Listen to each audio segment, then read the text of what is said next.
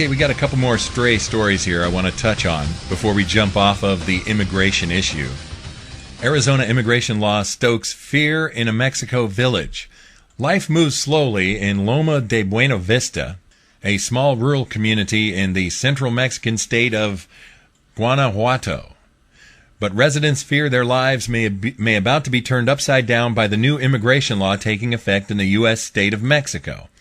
Almost everyone in the community has a close relative who lives illegally in Arizona, where it is estimated that some 60% of the town's original population has emigrated illegally. Residents fear that their relatives could lose their jobs, be forced to start over in another U.S. state, or even be arrested and deported back to Mexico. Oh no, well, we'd hate to have that happen.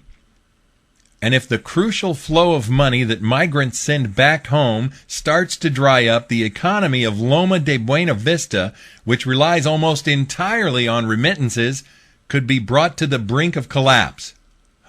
Oh no, whose responsibility is that? Maybe it's the Mexican government. This is Cristina Mata Martinez. She says people here are very worried. Everyone says there's nothing we can do. We only pray, and that's what we do. Now, what are they praying for? They're praying for God to allow the people who are in the United States illegally to stay there, to continue to break American laws. Migration to the United States for people living here is a practice passed on from generation to generation, says Ruben Galvan Para, a local government spokesman.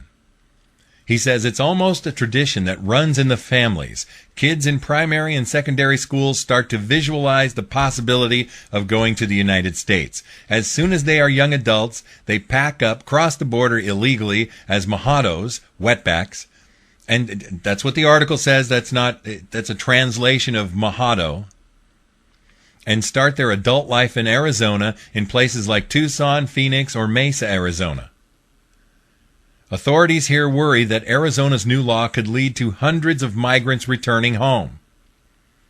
Wow, we'd hate to have that. This is the BBC in the United Kingdom writing this article to tell us how terrible it would be for the United States to enforce immigration laws. We would cause all these people hardship in Mexico. For an area where unemployment is already at 30%, a mass return of people could be catastrophic. Well, what about the catastrophe of 21.5% national unemployment in the United States of America? And by the way, I think that states like Arizona should be charging a tax, like 9, 10, 12% on all money that is sent back to Mexico. So when you see these people at 7-Eleven or somewhere else buying money orders and sending it back to the people in Mexico, there should be a 10% tax on that. That's money we'll never see again from people who are here illegally. Loma de Buena Vista has benefited from having its residents in Arizona. The few streets that are paved and the roof over the primary school's courtyard were only possible thanks to donations from migrants. Building that infrastructure also created jobs for local people. That is why people here resent measures like immigration law, SB 1070, passed by the Arizona legislature and signed into law by Governor Jan Brewer. This is, again, Mata Martinez. It's people that go there to the U.S. with no intention to steal or bother other people. They just want to have a job, grow, and generate jobs for those of us here.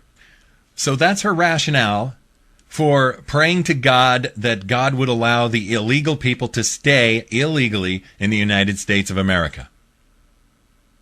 The uncertainty created by the passing of SB 1070 has affected some people here directly. Rosa Casas has 6 children, 2 of whom live illegally in Arizona. The money they send her is her family's only income. Well, what the hell are you doing with 6 children? If you cannot afford to have 6 children, how wrong is all of this? She's depending on 2 of her children to go to the United States of America, live there illegally, work there illegally, and send money back to her so that she can pay for her other 4 kids. I'm sorry, that's all screwed up. Rosa Casas has been making bad choices. The money they send her is her family's only income, and the increasing difficulties that they are encountering in Arizona to find work are showing. She said, we depend on what they send here to have something to eat. They used to send money every 8 days. Now, since they have less work there, it's every fortnight. To receive that money, Rosa travels to a remittances office in Dr. Mora, a nearby town. Maria Arbiz, the owner, says that over the past few months, numbers have been dwindling. They are sending less and less money, she says. There are fewer remittances, and the amounts they send are lower and lower. You know what? Victory! That's exactly what I want. Sorry. This is the United States of America. We have immigration laws, and the people from this little town are breaking United States law. We have American citizens who need the jobs that are in America. Those jobs do not belong to illegal aliens. Sorry. The thing's falling apart. Sorry. Laws are being enforced. Sorry.